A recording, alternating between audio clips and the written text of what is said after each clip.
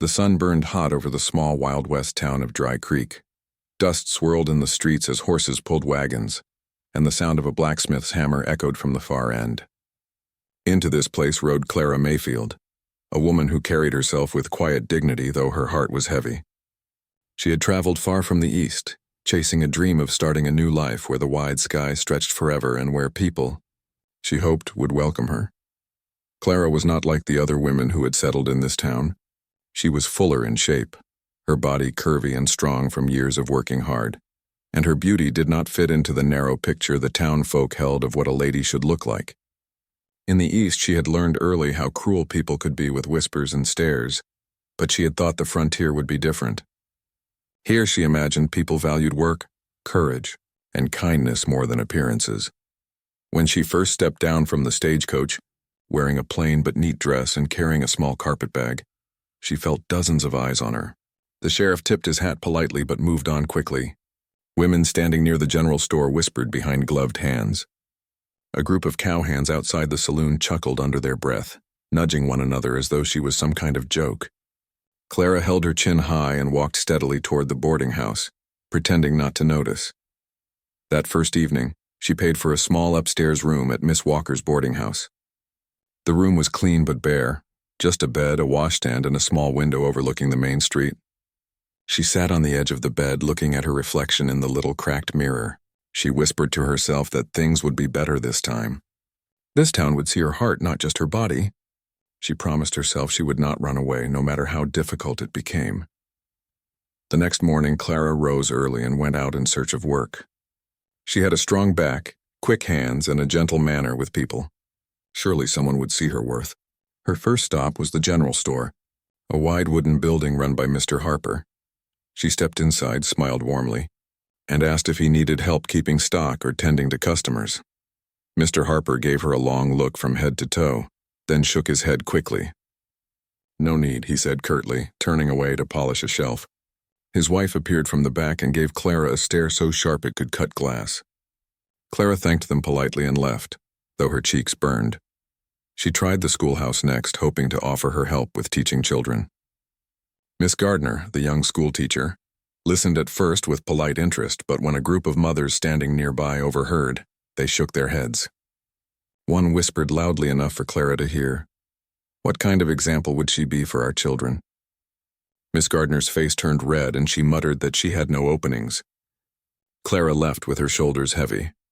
At the saloon, she was met with laughter before she even finished asking if they needed help serving meals or cleaning rooms.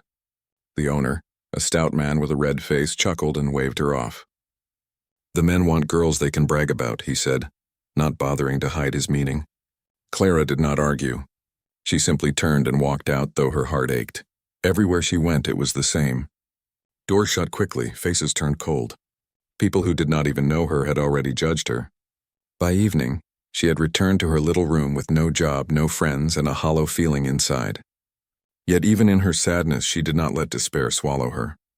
She unpacked a small loaf of bread she had baked during her travels, sat by the window and shared half with a stray cat that crept along the sill. She whispered softly to it, grateful at least for the company. Days turned into weeks, and Clara's life in Dry Creek became a pattern of small acts of kindness, met with silence or scorn. When a widow down the road fell ill, Clara brought her soup, though the woman barely managed a thank you. When a child scraped his knee in the street, Clara knelt to clean the wound, but the boy's mother pulled him away, muttering that he should not get too close. At church, Clara sat alone on the last bench while families in their Sunday best avoided her pew. She sang the hymn softly, her voice steady though no one joined her. The cruelest moment came during the town's monthly dance. The community gathered in the hall, lanterns swinging from the ceiling, fiddles playing fast and lively tunes. Clara wore her best dress, a soft blue gown she had saved for such an occasion. She stood quietly at the edge of the room waiting, hoping, praying that someone might ask her to dance. One by one, the men invited other women. Some even passed close by Clara, but turned their eyes away as though she did not exist. Finally, a group of young cowboys laughed openly, nudging one another and saying loudly, "Who's brave enough to take the big gal for a spin?" The room filled with laughter. Clara's face grew hot, but she refused to cry. Instead, she lifted her chin, walked calmly out of the hall and into the cool night air. She stood under the stars for a long time, breathing slowly, letting the fresh air soothe her burning cheeks. The fiddles played faintly in the distance, but she no longer longed for the music. She realized then that no matter how she dressed, no matter how she smiled, this town had already chosen to reject her. They saw only what they wanted, not who she truly was. Yet even in her loneliness, Clara's spirit did not break. She knew the West was harsh, but it was also a land of new beginnings. She told herself that somewhere in this wide country, there must be at least one person with eyes kind enough to see her worth. And though she did not know it yet, a pair of such eyes had already been watching from the shadows of the dance hall that night. A rugged cowboy, silent and scarred, had seen her leave. He had seen the courage in her walk, and something in his heart stirred. Clara did not know his name. She did not know that her story was only beginning, and that her strength would soon meet the courage of a man who had been judged in his own ways. For now, she returned to her small rented room, placed her blue gown neatly on the chair, and whispered a prayer for tomorrow. The night was quiet, but her heart still carried a spark of hope. Life in Dry Creek grew heavier for Clara as the days turned into weeks. The small town had a way of keeping stories alive, and whispers about her spread faster than the desert wind. At first, people had only stared, but soon they began to talk. She was too bold for walking into the saloon, too shameless for wanting work, and too much for the quiet little town. Her shape, her laughter, even the way she walked became things for others to mock. At the well in the center of town, where women gathered each morning to draw water, Clara tried to join them. She smiled politely and greeted them, lowering her bucket into the cool darkness. But the women stepped aside and let her wait until everyone else was done. She stood there in the sun, holding her rope, while their whispers floated around her like dust. When she finally drew her water, no one helped carry the heavy bucket, though they often helped each other. Clara lifted it herself, walked away with steady steps, and only let her tears fall once she was out of sight. On Sundays, the church bells rang, calling families together. Clara dressed in her neatest clothes and walked quietly to the small wooden chapel. She sat on the back pew, folding her hands in her lap as the preacher spoke. When the service ended, others shook hands and shared smiles, but no one turned toward her. Children were pulled away from her path, and mothers whispered warnings. The preacher himself offered her only a nod, his eyes quickly moving elsewhere. Clara told herself it did not matter, but inside, the silence cut deep. Even with the coldness of the town, Clara's heart remained kind. She could not turn away when she saw suffering. One afternoon, she heard that a poor widow named Mrs. Dalton had fallen sick. Clara baked bread with the last of her flour and carried it to the woman's door. Mrs. Dalton opened it with suspicion, but Clara placed the bread in her hands with a smile. The widow said little, but Clara did not mind. She left quietly, content that she had at least eased another's burden. Another day, she noticed a small boy stumble and scrape his knee near the blacksmith's shop. Clara hurried to him, knelt down, and gently cleaned the wound with a cloth from her pocket. The boy sniffled and thanked her. But before she could finish, his mother rushed over and pulled him away sharply. "Don't trouble yourself with her," the woman muttered, glaring at Clara as though she were some danger. Clara stayed kneeling, for a long moment, her hands trembling, before she finally rose and walked away. The cruelest day came during the monthly town dance, an event that Clara had secretly looked forward to since she arrived. For weeks she had saved small coins and worked carefully on mending her blue dress, the one piece of clothing that made her feel lovely. On the evening of the dance, lanterns lit up the hall, music filled the air, and laughter spilled into the streets. Clara walked inside, her dress pressed and her hair tied neatly. She stood at the edge of the room, her heart beating with hope. The music swirled as couples spun across the floor. Men bowed, women curtsied, and the room shone with warmth. Clara waited patiently, a gentle smile on her lips, certain that someone would see her and ask for a dance. One song passed, then another, and still she stood alone. A few men glanced her way but quickly turned to other partners. Some avoided her eyes altogether. The minutes stretched painfully. Clara clutched her shawl tighter, but she refused to leave. She told herself she had every right to be there. Then came the laughter. A group of young cowboys near the door began to nudge one another. "Go on," one said loudly. "See if you've got the guts to ask her." Another laughed, adding, "She'll crush your boots flat if you ain't careful." Their words carried across the room and several people chuckled. Clara's cheeks burned, but she kept her head high, pretending not to hear. The fiddler played faster, couples spun more quickly, but Clara felt the air grow heavy. Finally, one of the cowboys shouted over the music, "Who's brave enough to take the big gal for a spin?" The hall erupted in laughter. Clara's heart pounded painfully, but she would not give them the satisfaction of seeing her break. She turned calmly, walked out of the hall, and into the cool night. The stars stretched wide above her, silent and kind, and the sound of the music faded behind her. She took a deep breath, telling herself she was stronger than their cruelty, but inside the wound was sharp. She had never felt so alone. She walked slowly down the street, her shoes crunching on the dirt road. Lamps glowed in the windows, families gathered together, but no door opened for her. She returned to her small room, laid her blue dress across the chair, and sat on the bed in silence. For a long time she stared at her hands, wondering if this was her fate forever, to be alone, judged, and unwanted. Yet even in her sorrow, Clara's spirit refused to die. She remembered her dream, the reason she had come west, to open a bakery of her own. She pictured shelves of warm bread, pies cooling on the windowsill, and children smiling as they ran to taste them. That dream still lived inside her, no matter how many people tried to crush it. She whispered a prayer, asking for strength to keep walking even when the road was cruel. What Clara did not know was that she had not been entirely alone at the dance. A man had been watching quietly from the shadows near the door. He was tall, broad-shouldered, with a weathered face marked by old scars. His clothes were plain, his boots worn, but his eyes were steady and thoughtful. His name was Ethan Cole, a cowboy who had drifted from place to place, carrying the weight of battles fought and friendships lost. He had known what it felt like to be judged for things beyond his control. Ethan had seen Clara walk out of the hall with her head high, refusing to bow to laughter. He had seen the strength in her back, the dignity in her steps, and something in his heart stirred. While others saw only her shape, he saw her courage.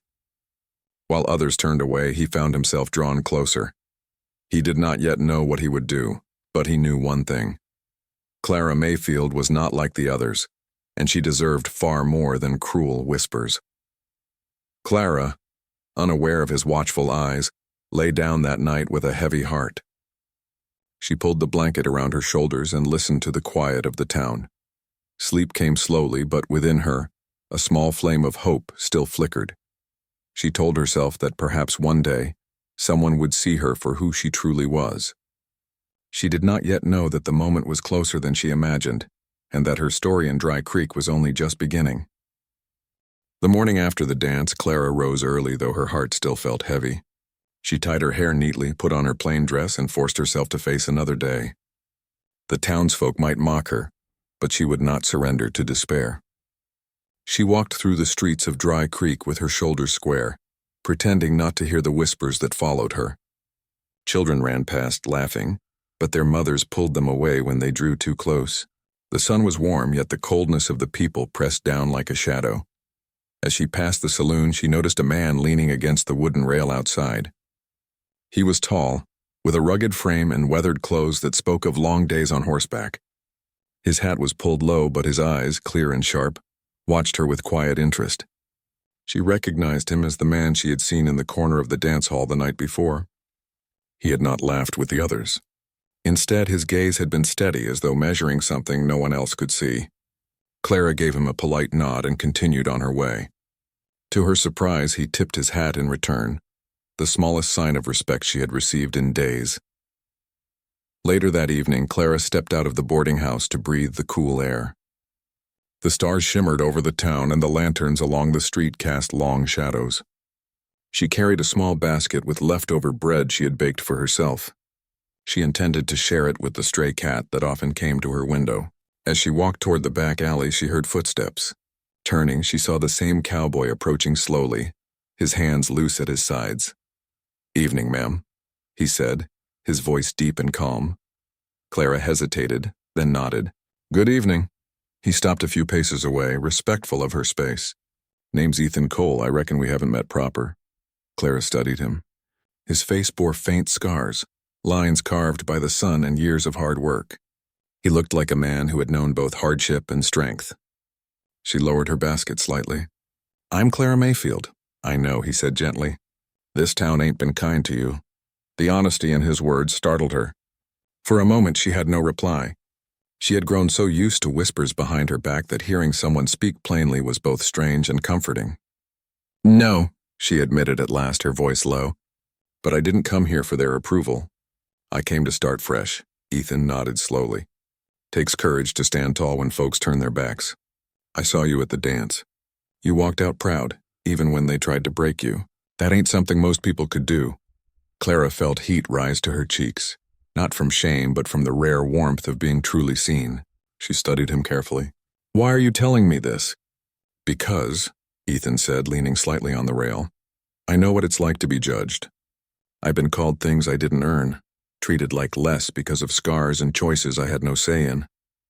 People see what they want to see. They don't look deeper." For a long moment silence hung between them. The night air was cool and the crickets sang softly. Clara felt her heart soften. For the first time since arriving in Dry Creek, she did not feel entirely alone. Over the next few days, Clara and Ethan crossed paths more often. Sometimes it was near the well, where Ethan would offer to carry her heavy bucket without being asked. Other times it was outside the boarding house, where he would tip his hat and walk beside her a little way. Their conversations were simple at first, about the weather, about the cattle drives, about the coming harvest. But slowly Ethan began to share more. He told her of his years drifting from ranch to ranch, never staying long because people always judged his silence and his scars. He had once fought in border skirmishes, where he had lost friends and gained wounds that never quite healed. He spoke little of pain, but Clara could hear it beneath his steady tone. In return, Clara shared her dreams. She told him about her love for baking, how her mother had taught her to knead dough until it was smooth, how she longed to open a bakery where children could laugh and neighbors could gather. She admitted how it hurt to be seen as nothing more than her body, as though her worth ended there. Ethan listened quietly, never interrupting, never dismissing. His eyes stayed fixed on hers, steady and full of respect. One evening, as the sun dipped low and painted the sky orange, Ethan asked her plainly, "Would you consider helping me out on my ranch?" Clara blinked in surprise. "Your ranch?" He nodded. "It ain't much. Just a small spread a few miles from here. A few cattle, a broken fence, and a house that needs mending. I could use someone with steady hands. Someone who don't mind hard work." Clara hesitated. She thought of the townsfolk, how they already whispered about her. If she went to live or work with Ethan, the gossip would only grow worse. Yet she saw something in his eyes, a steadiness, a lack of judgment that gave her courage. "Are you sure?" she asked softly. "People will talk." "Let 'em talk," Ethan said firmly. "Their words don't feed me. Their stares don't mend fences. What matters is finding someone you can trust. And I reckon I can trust you." Clara's heart stirred. For so long she had prayed for someone to see beyond the surface, someone who valued her strength and kindness. Here at last stood such a man. Slowly she nodded. "All right, I'll help." The next morning, Clara rode with Ethan out to his ranch. The land stretched wide and wild, the grass swaying in the wind, the mountains rising in the distance. His house was small and weathered, but the air around it felt open and free. Clara stepped down from the horse and looked around, her hands itching to set things in order. She started by cooking a meal with the few supplies Ethan had. The smell of fresh bread and stew filled the little house, and Ethan sat back with a look of surprise. "Can't remember the last time I ate like this," he admitted. Clara smiled faintly, proud to see him enjoy it. Then she helped mend the fence, her hands quick and strong. She cared for the animals, speaking gently to them as though they understood. Ethan watched her work, impressed by her skill and determination. Day by day, the ranch began to look alive again, but Clara knew the town would not stay silent. Already whispers had begun. Merchants frowned when Ethan came to buy supplies, muttering that he was keeping strange company. The sheriff stopped him in the street, warning that his reputation would suffer. Still, Ethan stood tall. Reputation don't keep a man warm at night, he said calmly. Respect is earned by what you do, not by who you shun. Clara heard of these things and feared she was bringing him trouble, but Ethan reassured her. I ain't afraid of their gossip, he told her one evening as they sat by the fire. What matters is what I see with my own eyes, and what I see is a woman stronger than this town deserves. Clara's heart swelled with a warmth she had never felt before. Sitting there beside him with the fire crackling and the night stretching wide around them, she realized she was no longer alone. For the first time since coming west, she had found a place where she belonged. Not in the approval of the town, but in the steady respect of one man who had the courage to see her true worth. Life on Ethan's ranch quickly became a test of Clara's strength and courage. The house was small, the fences weak, and the cattle often strayed too far into the open fields. Yet for the first time since she had arrived in Dry Creek, Clara felt useful. Each morning she rose with the sun, tied her hair back, and set to work. She cooked hearty breakfast from whatever supplies they had, fed the chickens, and watered the small garden behind the house. Her hands were quick, her back strong, and her spirit steady. Ethan watched her often, admiring how she carried herself without complaint. Still, life on the ranch was not easy. One afternoon, a fence post broke and a cow wandered into a dry creek bed. Clara did not hesitate. She pulled her skirts up, climbed down the rough embankment, and coaxed the frightened animal out with calm words and gentle touches. Ethan rode up just in time to see her leading the cow back with surprising skill. He chuckled softly. You handle cattle better than some cow hands I've known, he said. Clara only smiled, brushing the dust from her dress. She felt proud that he saw her as capable, not as a burden. Days blended into weeks, and Clara's presence changed the ranch. The kitchen smelled of bread and stew instead of dust and smoke. The animals were cared for with patience, and even the wild horse in the corral began to trust her. She hummed as she worked, filling the quiet ranch with warmth. Ethan found himself lingering near her, listening to her voice, watching how she lit up even the simplest tasks. But while the ranch grew brighter, the town grew colder. Word spread quickly that Ethan Cole had taken in Clara Mayfield. Merchants frowned when he entered their shops, and some refused to sell him supplies. You'll ruin yourself with that woman, one muttered. The sheriff himself stopped Ethan on the street, warning him that people were losing respect. Ethan only looked the sheriff in the eye and said calmly, Respect built on cruelty ain't worth having. Then he turned his back and walked away. The pressure grew heavier when neighbors began to whisper louder. Clara overheard some of it at the well when she went to fetch water. A pair of women shook their heads and said, Living out there with him shameless as can be. Clara's hands trembled as she pulled up her bucket, but she did not reply. She walked home quietly, tears stinging her eyes. That evening she confessed to Ethan what she had heard. I don't want to bring you trouble, she said softly. Ethan sat beside her, his eyes steady. You don't bring me trouble, Clara, you bring me peace. Let them talk. They've never walked a mile in my boots or yours. Their words don't change who you are. Clara searched his face, looking for doubt, but found only truth. His words wrapped around her like a shield, giving her strength to keep going. Not everyone in town was cruel. A few began to notice the quiet difference Clara made. A hungry boy once followed the smell of her bread all the way to the ranch. Clara gave him a loaf without hesitation. The next week, his family came secretly to ask if she might bake more. Though they offered little payment, Clara accepted gladly, happy to share what she had. Slowly, one family at a time, people who had once mocked her began to taste her kindness. Yet not all hearts softened. One evening, as Clara and Ethan sat on the porch watching the sun set behind the hills, a group of rowdy men rode up. They were the same cowboys who had mocked her at the dance. They pulled their horses to a stop at the gate, sneering. Evening, Cole, one called out. We thought we'd see the woman who tamed you. Laughter followed. Ethan rose calmly and walked to the gate. You've had your fun. Now ride on. But the men were not ready to leave. One spat in the dirt. What's a man like you doing keeping company with someone like her? You could have had your pick of any gal in town. Clara's face burned, but before she could speak, Ethan's voice cut through the air like steel. I've made my choice, and I don't answer to the likes of you. The men shifted uneasily. Ethan's reputation as a fighter was well known. One of them muttered a curse, then yanked his horse's reins. One by one they turned and rode off into the dusk. Ethan closed the gate firmly, then turned back to Clara. She stood still, her hands pressed to her chest. "You didn't have to do that," she whispered. "Yes, I did," Ethan said simply. "No one insults you while I stand by." Her eyes filled with tears, but this time they were not from shame. They were from gratitude, from the warmth of being defended, of being valued. That night, as the fire crackled inside the small house, Clara realized she had found something deeper than respect. She had found trust. Life continued, with trials testing them both. A storm swept through one night, tearing part of the roof from the house.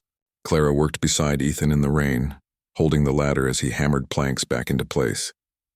Her dress clung to her hair plastered to her face, but she never once complained.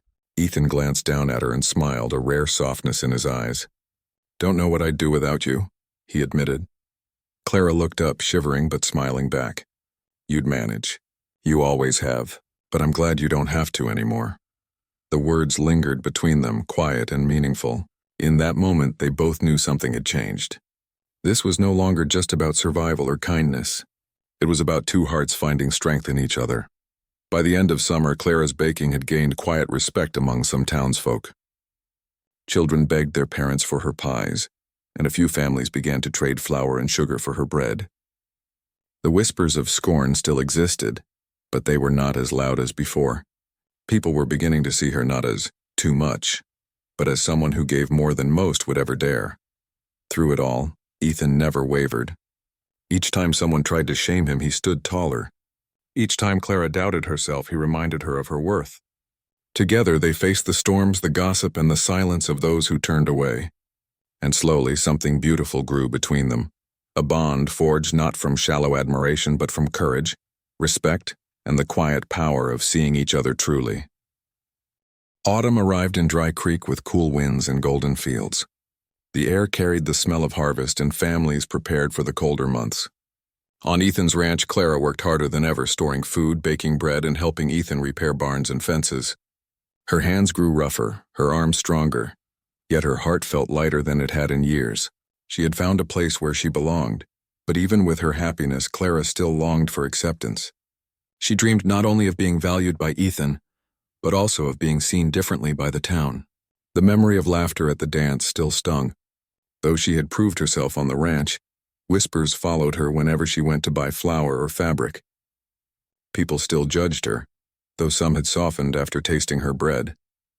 One crisp morning, Clara woke before sunrise and prepared dough for baking. She had an idea that had been growing quietly inside her heart. She would bake for the entire town, not just for a few families. If she could not win their smiles with her looks, she would win their hearts with her kindness. She wanted to show them who she truly was. She told Ethan her plan as he saddled a horse for the day's work. "I want to take bread into town," she said. "Enough for everyone. Maybe if they taste it together, they'll understand." Ethan studied her carefully. "They don't deserve your effort, Clara," he said, though his tone was gentle. Clara smiled faintly. "Maybe not. But kindness isn't about what people deserve. It's about what you give, even when it's hard." Ethan's lips curved in a small smile. He tipped his head. "Then let's do it." For 2 days, Clara baked from morning until night. She kneaded dough until her arms ached, filled the oven with loaves, and cooled them on every surface in the house. The warm smell of bread filled the ranch, drifting even into the fields. Ethan chopped wood, carried water, and helped where he could, but it was Clara's spirit that drove the work. By the end, baskets overflowed with golden loaves, each one shining like a promise. On the third morning, Clara and Ethan loaded the wagon and rode slowly into Dry Creek. People paused to stare as the wagon rattled down the street. The sheriff leaned on his post, frowning, while shopkeepers peeked from their doors. Children whispered and pointed at the baskets piled high. Clara's heart pounded, but she sat tall beside Ethan, refusing to let fear bend her. When they reached the square, Ethan stopped the wagon. Clara stood, smoothed her dress, and lifted a basket of bread. "Please," she called, her voice steady, though her hands trembled. "Take some. There's enough for everyone." At first, silence filled the square. No one moved. The townsfolk looked at one another, waiting. Then a small child tugged on her mother's skirt. "Mama, can I try?" The woman hesitated, but Clara bent down and offered the child a loaf. The boy bit into it, his eyes widening. "It's good," he cried, crumbs on his lips. Laughter broke out among the children, and suddenly, the ice began to crack. One by one, families stepped forward. Some accepted the bread quietly, others with cautious smiles. Soon the baskets began to empty and the air filled with the smell of fresh loaves. People ate and murmured to each other, surprised by the taste. Clara stood among them, offering bread with a soft smile to everyone who came. For the first time, she did not hear whispers of scorn, but the sound of honest gratitude. The sheriff finally approached, his expression unreadable. He accepted a loaf, tore off a piece, and chewed slowly. After a long pause, he nodded. "Not bad," he said simply before walking away. Clara let out a breath she had not realized she was holding. By evening, the baskets were empty and the town had changed in small but important ways. People who had once avoided her eyes now nodded as she passed. A woman even said, "Thank you, Miss Mayfield. My children haven't smiled like that in weeks." Clara's heart swelled with quiet joy. As the crowd thinned, Ethan stepped forward. He had been watching her all day, his arms crossed, his eyes full of pride. Now he moved to stand beside her, his voice steady but carrying across the square. "I've got something to say." The square fell quiet again. Ethan reached for Clara's hand and held it firmly, letting everyone see. "This woman," he said, "has more courage and kindness than anyone I've ever known. She stood tall when you mocked her. She's given when you turned your backs, and I won't stand silent any longer. She's my partner, and I'll be proud to walk beside her now and always." The words hung in the air like thunder. Clara's eyes widened, her heart racing. She had not expected such a bold declaration. Around them, people murmured, some in shock, some in reluctant respect. No one dared laugh this time. Ethan's voice carried too much weight, and his presence was too steady to challenge. Clara's hand trembled in his, but she did not pull away. She lifted her chin, her eyes bright with unshed tears. For the first time, she felt no shame. She felt only pride. Together, they walked back to the wagon, hand in hand, as the townsfolk parted quietly to let them pass. Some even clapped softly, others simply watched in silence. Clara did not care whether every heart had changed. What mattered was that she was no longer hidden. She had been seen. That night, back at the ranch, Clara sat with Ethan by the fire. The flames flickered across his face, highlighting the honesty in his eyes. "You didn't have to say all that," she whispered. "Yes, I did," Ethan replied. "You've been brave every day since you came here. It was time I showed the town what I already knew, that you're worth more than all their gossip combined." Clara leaned back, warmth spreading through her chest. For years she had carried the weight of rejection, of cruel words and laughter. But here, beside this man, she had found something stronger than judgment. She had found love rooted in respect, kindness, and truth. In the months that followed, Clara's bakery dream slowly came to life. With Ethan's help, she set up a small oven in town, selling bread each week. Families came eagerly, children waited at her door, and the town that once scorned her began to rely on her. Not everyone changed, but enough did to make her heart lighter. Clara no longer cared if people called her too much. She had learned that being too much simply meant she had more to give, more strength, more love, more courage than they could understand. And now she had someone by her side who saw it clearly. The Wild West was still a harsh place filled with storms, hardships, and long days of toil. But for Clara Mayfield, the journey was no longer lonely. She had walked into Dry Creek as an outsider, refused by all. Yet through courage and kindness she had found her place, not in their shallow approval, but in the heart of one man who dared to stand with her when no one else would. And together, under the endless western sky, Clara and Ethan began a new chapter, hand in hand, unafraid of whatever lay ahead.